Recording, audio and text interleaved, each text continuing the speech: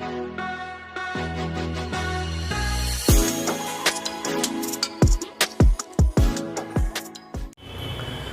हिंद दोस्तों, आज हम लोग बात करेंगे आपका जो चैप्टर नंबर 3 है, यानी linear equation in two variables, जिसका कॉन्सेप्ट के बारे में आप लोगों को आज बताना है। बहुत ध्यान से आप सुने, और कॉन्सेप्ट अगर क्लियर होगा तो कॉन्सेप्ट से ही आपके एक क्वेश्चन तो आ ही जाता है कॉन्सेप्ट से। इस वजह से कॉन्सेप्ट को आप बहुत ध्यान से समझें। अगर आपको वीडियो अच्छा लगे तो वीडियो को लाइक करें और शेयर करें अपने मित्रों को। अगर आप चैनल पर नए हैं तो Pandey's excellent tutorials YouTube channel को सब्सक्राइब कर लें, क्योंकि ये टोटल मैथमेटिक्स का ही चैनल है। तो चलिए हम लोग बात करते हैं सीधा कॉन्सेप्ट की। तो चैप्टर नंबर 3 है आपका linear equation in two variables. इसमें देखिए, सबसे बड़ी जो चीज़ है आपको समझने के लिए, वो समझना ये है कि इसमें जो इक्वेशन, लीनियर इक्वेशन फॉर्म करने के और सॉल्व करने के जो एक प्रोसेस है, तो उसमें दो आपको टू वेरिएबल्स के इक्वेशन रहते हैं, उनको सॉल्व करना पड़ता है। और सॉल्व करके क्या करना पड़ता है? सॉल्व करके जो टू वेरिएबल्स हैं उनकी वैल्यू निकालनी पड़ती है। क्लियर? तो इसमें आपके 3 मेथड्स हैं। पहला मेथड आपका आता है सब्स्टिट्यूशन मेथड, सेकेंड मेथड आपका है elimination method, and third method आपका क्रॉस मल्टीप्लिकेशन है। ठीक है? उसके पहले कुछ कंडीशंस हैं कि जो आपके इक्वेशंस होंगे वो किस कंडीशन में उनकी वैल्यू निकलेगी और किस कंडीशन में नहीं निकलेगी। ठीक है? तो देखते हैं। तो इसका जो जनरल फॉर्म होते हैं वो कौन से, आप याद रखें। a1x plus b1y plus c1 equal to 0, a2x plus b2y plus c2 equal to 0। Clear? यहाँ पर अगर हम रेशियो निकालें, a1 a2 का रेशियो, b1 b2 और c1 c2, तो इनके बीच का रिलेशन हमें एक फाइंड करना पड़ेगा।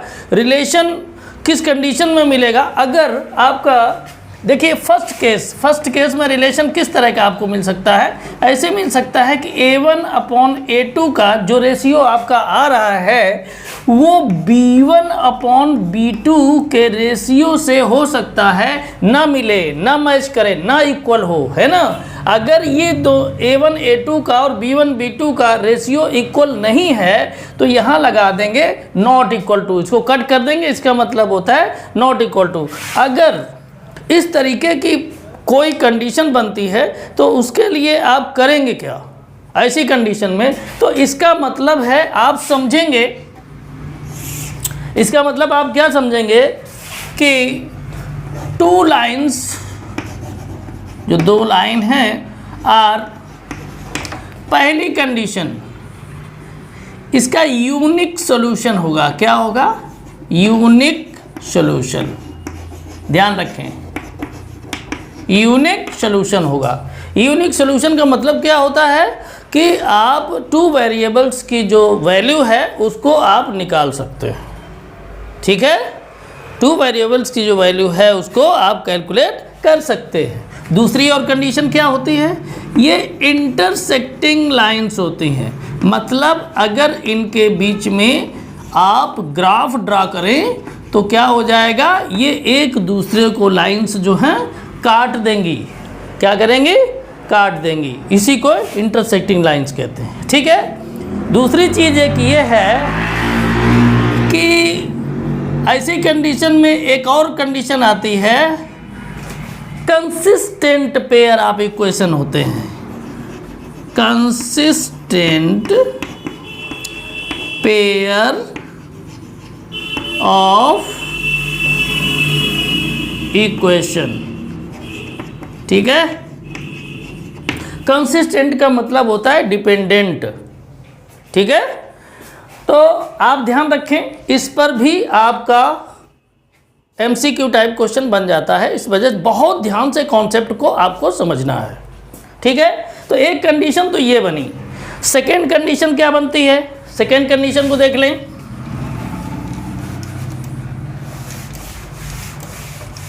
नोट करते जाएं आप लोग। सेकेंड कंडीशन आपकी बनती है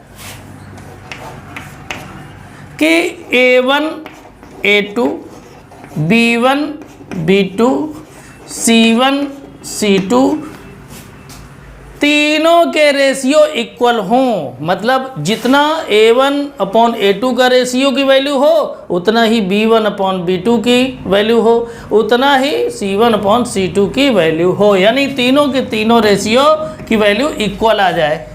अगर ऐसी कंडीशन बनती है, ध्यान से आप समझें, अगर ऐसी कंडीशन बनती है तो इसका मतलब है कि इसका जो सॉल्यूशन है ना वो इनफाइनाइटली मैनी सॉल्यूशन है।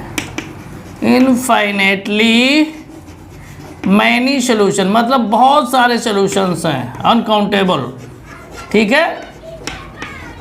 दूसरी कंडीशन क्या बनेगी? दूसरी कंडीशन बनेगी कि ये कंसिस्टेंट पेयर ऑफ इक्वेशंस होंगे। क्या होंगे? Consistent pair of equations. ठीक है। और जो थर्ड कंडीशन है वो क्या बनेगी? जैसे उसमें यूनिक सॉल्यूशन था वैसे इसमें इनफाइनाइटली मैनी सॉल्यूशन है। कंसिस्टेंट, इससे पहले वाला भी जो था वो भी कंसिस्टेंट था, ये भी कंसिस्टेंट है। ठीक है। और क्या है, जैसे हमने उसमें लिखवाया था कि इंटरसेक्टिंग लाइंस, इसमें इंटरसेक्टिंग लाइंस नहीं होंगी, कोइंसिडेंट लाइंस होंगी। कैसी होंगी? Coincident lines. Coincident lines. ठीक है। कोइंसिडेंट लाइंस होंगी। तो ये कंडीशन आपकी बनी सेकेंड पोजीशन की। ठीक है। तो इसमें आपकी वैल्यू, अगर इस तरीके की कंडीशन आपकी आ जाती है, ध्यान रखिएगा आप उसमें वेरिएबल्स की वैल्यू ना निकालें, क्योंकि इसमें कैलकुलेशन आपका नहीं होगा। मतलब ये है कि एक डेफिनिट वैल्यू नहीं आ पाएगी, बहुत सारी वैल्यू इसमें निकलेंगी। तो इस वजह से हम क्या करते हैं, ऐसी कंडीशन अगर बनती है तो उसका सलूशन नहीं निकालते हैं। ठीक है। चलिए आगे बढ़ते हैं। एक और कंडीशन है, वो कंडीशन क्या बनती है? सपोज A1 अपॉन A2 और B1 अपॉन B2 के रेशियो इक्वल हों, लेकिन C1 अपॉन C2 के रेशियो इक्वल ना हो। ऐसी कंडीशन कब बनती है? जब पैरेलल लाइंस होती हैं। कब कंडीशन बनती है? जब पैरेलल लाइंस होती हैं तो ऐसी कंडीशन बनती है। ठीक है। और ध्यान रखें इसमें कोई भी सॉल्यूशन नहीं निकलता है, यानी नो सॉल्यूशन। ठीक है। और जहाँ पर पिछली दो पोजीशंस हमने आपको बताई थी उसमें कंसिस्टेंट था, इसमें हो जाएगा इनकंसिस्टेंट। मतलब ये डिपेंडेंट नहीं होते हैं, इनकंसिस्टेंट। ठीक है। क्या हो जाएगा? Inconsistent pair of equations.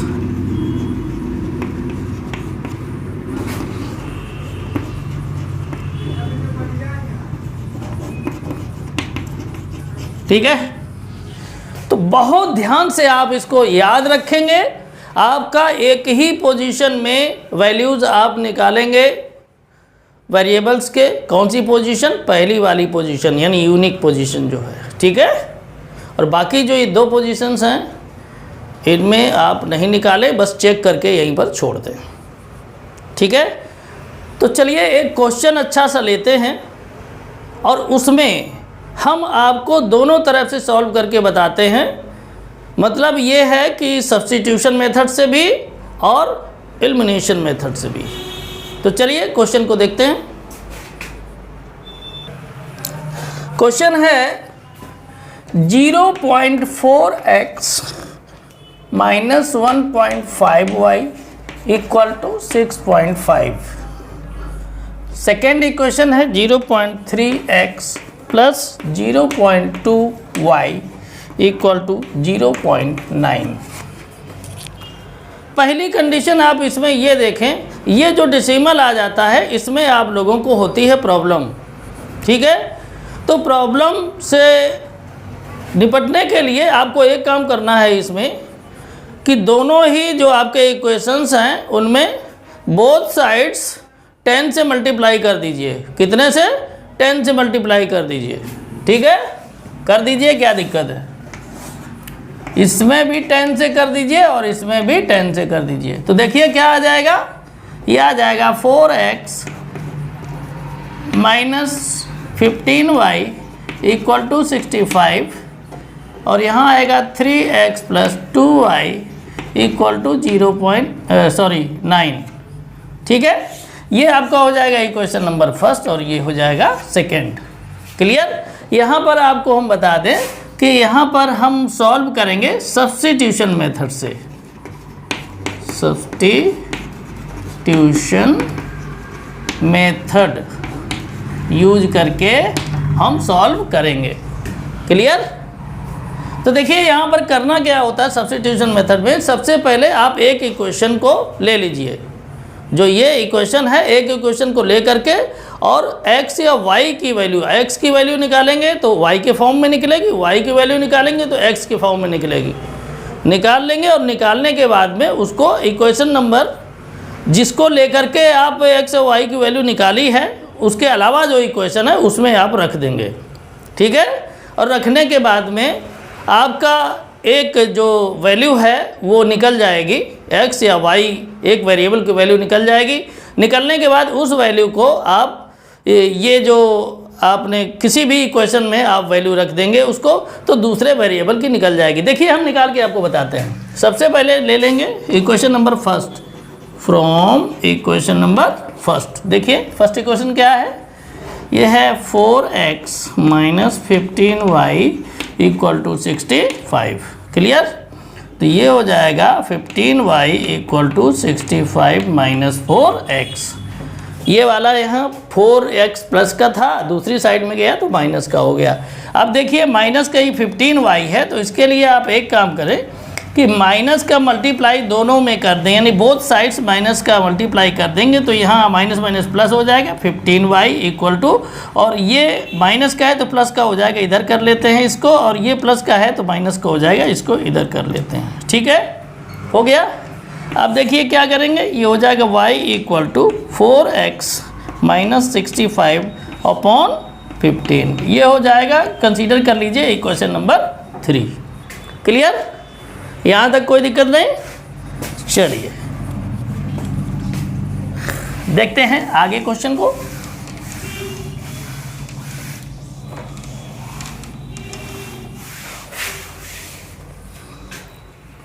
अब ये जो वैल्यू है, ठीक है, ये जो वैल्यू है लिखेंगे यहाँ, putting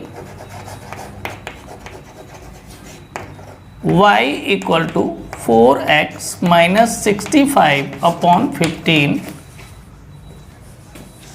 in equation number second. देखिए फर्स्ट ले करके हमने ये वैल्यू निकाली है ना, तो फर्स्ट में ये वैल्यू नहीं रखेंगे, सेकेंड में रखेंगे, याद रखिएगा। ऐसा मत करिएगा कि जिसको आपने लेकर के ये वैल्यू निकाली उसी में पुट कर दें, गलत हो जाएगा, ऐसा मत करना, ठीक है। तो चलिए क्या है सेकेंड इक्वेशन एक बार था 3x plus 2y equal to 9, यही था ना। अब इसमें वैल्यू रखिए तो हो जाएगा 3x प्लस 2 और y की जगह पर रख देंगे ये वाली वैल्यू, ठीक है ना। ये पूरी वैल्यू y की जगह पर रख देंगे तो ये आ जाएगा 4x माइनस 65 अपॉन 15, ठीक है, इक्वल टू 9। अब देखिए क्या हो जाएगा, इस 2 का मल्टीप्लाई ब्रैकेट के अंदर कर देंगे तो क्या हो जाएगा 3x प्लस 8x माइनस 130, ठीक, upon 15 equal to 9। 3x upon 1 कर दीजिए और एलसीएम ले लीजिए तो आ जाएगा 15। अब यहाँ पर 1 है, 1 से 15 को डिवाइड करेंगे तो 15 ही आएगा, 15 के मल्टीप्लाई 3x में कर देंगे तो 45x हो जाएगा, प्लस यहाँ पर 15 का 15 से डिवाइड कर देंगे तो 1 आ जाएगा, 1 का मल्टीप्लाई करेंगे ऊपर तो कोई फ़र्क नहीं पड़ेगा, वही रहेगा, यानी 8x minus 130 equal to 9। Clear. अब देखिए 45x और 8x दोनों को प्लस कर लेंगे तो आ जाएगा 53x minus 130 upon 15 equal to 9। Clear. इसके अपॉन 1 कर दीजिए और क्रॉस मल्टीप्लिकेशन कर दीजिए। क्या करना है? Cross multiplication. अब देखिए क्या हो जाएगा, 53x minus 130 equal to 9 into 15। Clear. तो हो जाएगा 53 माइनस 130 इक्वल टू 15 9 जा 135। 53x इक्वल टू 135 और ये वाला उधर जाएगा राइट हैंड साइड में 130 तो प्लस का हो जाएगा। ठीक है। तो 53x 135 और 130 को प्लस कर देंगे तो आ जाएगा 265। x equal to 265 upon 53। देखिए इसको डिवाइड करेंगे तो 5 टाइम में जाएगा तो x इक्वल टू कितना हो जाएगा? 5। क्लियर। यहाँ तक क्लियर है? यहाँ तक कोई प्रॉब्लम नहीं? चलिए ठीक है। अब क्या करेंगे, अब यही जो वैल्यू है इस वैल्यू को हम रख देंगे इक्वेशन नंबर 3 में। किस में रख देंगे? इक्वेशन नंबर 3 में। यहाँ लिखेंगे x equal to 5 put in third में रख दीजिए। तो थर्ड आपका जो है वो ये है y equal to 4x minus 65 upon 15। ठीक है। तो y इक्वल टू 4x की वैल्यू 5 है minus 65 upon 15। y equal to 5 4 जा 20 माइनस 65 अपॉन 15। तो y इक्वल टू 65 माइनस 20 कितना हो जाएगा? 45। माइनस का ही रहेगा अपॉन 15 से कट करेंगे तो आ जाएगा -3। क्लियर। तो इस तरह से x की वैल्यू आपकी आ गई कितनी? 5 और y की वैल्यू -3। क्लियर। तो ये आपका हो गया कौन सा मेथड? ये मेथड आपका हो गया सब्स्टिट्यूशन मेथड। अब हम इसको सॉल्व करेंगे दूसरे मेथड से भी। ये ध्यान रखिएगा, आप लोगों को एक ही मेथड से सॉल्व करना है। आपको हम ये चाहते हैं कि कम से कम समय में हम आपको ज़्यादा से ज़्यादा चीज़ें बता दें। तो आपने ये तो समझ लिया कि सब्स्टिट्यूशन मेथड से हम लीनियर इक्वेशंस इन टू वेरिएबल्स को कैसे सॉल्व कर सकते हैं। अब आपको हम बताते हैं कि अगर यही क्वेश्चन आपका दिया हो और आपको एलिमिनेशन मेथड से सॉल्व करना हो तो कैसे करेंगे, इसको सीख लीजिएगा। देखिए ये क्वेश्चन आपका दिया हुआ था, अभी आप लोगों ने सीखा कि किस तरीके से हम इसको सॉल्व करके और वेरिएबल्स की वैल्यू सब्स्टिट्यूशन मेथड से निकालते हैं। अब आपको हम बताएंगे एलिमिनेशन मेथड, दूसरा मेथड जो है। ठीक है। तो उससे भी सीख लीजिए।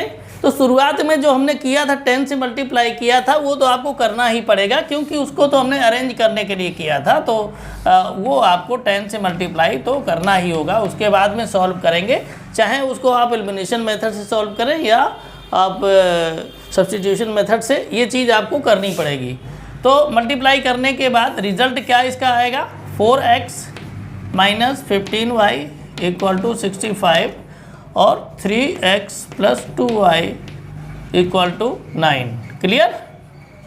अब यहाँ से काम शुरू होता है। हम लोग इसको जो सॉल्व करेंगे वो मेथड कौन सा यूज करेंगे? Elimination method. ठीक, पहला ये हो जाएगा, दूसरा ये हो जाएगा। क्लियर। तो यूज कौन सा करेंगे? लिखेंगे solving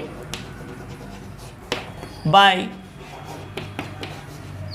elimination method. Elimination method ये ध्यान रखिएगा, आप लोगों को अपनी कॉपी में इसको नहीं नोट करना है। ये तो हम आपको बता रहे हैं, नहीं तो कैसे पता चलेगा कि ये किस मेथड से हमने सॉल्व किया है। ठीक है। तो देखिए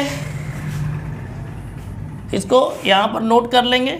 4x minus 15y equal to 65 और 3x plus 2y equal to 9। ठीक है, यहाँ पर आपको करना क्या है, x या y दो में से एक को इक्वल करना है, या तो x को करना है या y को करना है, और जिसको भी इक्वल करेंगे उसका काम तमाम कर देंगे, मतलब समझ रहे हैं, उसको कट कर देंगे। तो देखते हैं, हम ये चाहते हैं कि y को करें, आप x को भी कर सकते हैं, कोई दिक्कत नहीं है। हम y को इसलिए करना चाहते हैं क्योंकि ऑलरेडी यहाँ पर एक माइनस का एक प्लस का, अगर दोनों इक्वल हो जाएंगे तो आसानी से इनको कट किया जा सकता है। तो चलिए इसके लिए क्या करेंगे, कुछ सोचना नहीं है। ये जो y के साथ इक्वेशन नंबर फर्स्ट में है इसका सेकेंड में मल्टीप्लाई कर देते हैं, और जो सेकेंड में y के साथ है यानी y का कोफिशिएंट है उसका फर्स्ट में मल्टीप्लाई कर देते हैं। बस इतना सा करना और कुछ नहीं। अब करने के बाद देखिए रिजल्ट क्या आएगा, ध्यान से देखें। रिजल्ट आपका आ जाएगा 2 से मल्टीप्लाई पहले में करेंगे तो हो जाएगा 8x minus 30y equal to 130। Clear. Second में करेंगे 15 से तो हो जाएगा 15 3 दा 45 x प्लस 15 2 जा 30 y इक्वल टू 15 9 जा 135। क्लियर। अब देखिए ये दोनों आसानी से कटेंगे, कट रहे हैं ना, तो बचेगा क्या, ये दोनों प्लस के हैं तो प्लस कर लीजिए, 53x हो जाएगा। यहाँ पर देखिए ये दोनों प्लस के हैं, इनको प्लस कर लीजिए तो ये आ जाएगा 265। x इक्वल टू क्या हो जाएगा 265/53। इनको डिवाइड करेंगे तो आ जाएगा 5 आएगा। अब यही जो वैल्यू है उसको किस में रख देंगे, किसी भी इक्वेशन में रख दीजिए, कोई फ़र्क नहीं पड़ता, चाहे पहले में चाहे दूसरे में। ठीक है, तो यहाँ पर क्या करेंगे, हम फर्स्ट में ही रख देते हैं, आप लोग चाहें तो सेकंड में भी रख सकते हैं, कोई दिक्कत नहीं, वैल्यू वही आएगी, ध्यान रखिएगा, चेंज नहीं होगी। तो क्या हो जाएगा x equal to 5 put in equation number 1। तो इक्वेशन नंबर 1 क्या है, 4x minus 15y equal to 65। रख दीजिए 5x की जगह पर 4 into 5 minus 15y equal to 65। तो ये हो जाएगा 5 4 जा 20 माइनस 15y इक्वल टू 65। तो माइनस 15y इक्वल टू हो जाएगा 65 माइनस 20। क्लियर। अब माइनस 15y इक्वल टू क्या हो जाएगा, 65 से 20 लेस कर देंगे 45 आ जाएगा। ठीक है, अब देखिए क्या करना है, अब तो बिल्कुल कंप्लीट है क्वेश्चन। आगे इसको अगर करेंगे तो ये हो जाएगा y equal to 45 by minus 15 है। अब देखिए इसको कट करेंगे तो ये आ जाएगा -3। तो देखिए आपका मेथड चेंज हुआ लेकिन वैल्यूज़ वही निकली जो पहले वाले मेथड में थी वही इसमें है। तो इस वजह से आप इस चीज़ का ध्यान रखें कि वैल्यू वही रहेगी, आपके आंसर अलग अलग नहीं आएंगे, मेथड चेंज होगा। हमने दोनों मेथड आपको बता दिए हैं, आप बारी बारी से उसको देख लीजिए। और हम अगले उसमें प्रॉब्लम सम से रिलेटेड, यानी अगला वीडियो जो होगा उसमें प्रॉब्लम सम से रिलेटेड जो क्वेश्चंस होंगे जो बोर्ड में आए हुए होंगे, ये क्वेश्चन जो आपको बताया है करीब 3 साल 4 साल बोर्ड एग्ज़ाम में आया हुआ है, वही क्वेश्चन हमने उठाया है। वैसे भी हम आपको बताते हैं कि जो बोर्ड में आने वाले, बोर्ड एग्ज़ाम में आने वाले आपके क्वेश्चंस हैं उन्हीं को हम ले रहे हैं, यानी बोर्ड एग्ज़ाम्स की आपकी तैयारी भी हो जाए और आपका जो फाउंडेशन है वो भी क्लियर हो जाए। दोनों को लेकर के हम साथ में चल रहे हैं। तो ठीक है, इस वीडियो में इतना ही। आगे मिलेंगे नए क्वेश्चन प्रॉब्लम सम से रिलेटेड लेकर के। तब तक के लिए स्वस्थ रहें, मस्त रहें। अगर वीडियो पर नए हैं तो चैनल को सब्सक्राइब अवश्य कर लें, बेल आइकन को दबा लें और ऑल के बटन को भी प्रेस कर लें ताकि समय से आपको वीडियो मिलता रहे, ताकि आपकी तैयारी समय से होती रहे। ठीक है, जय हिंद, जय भारत।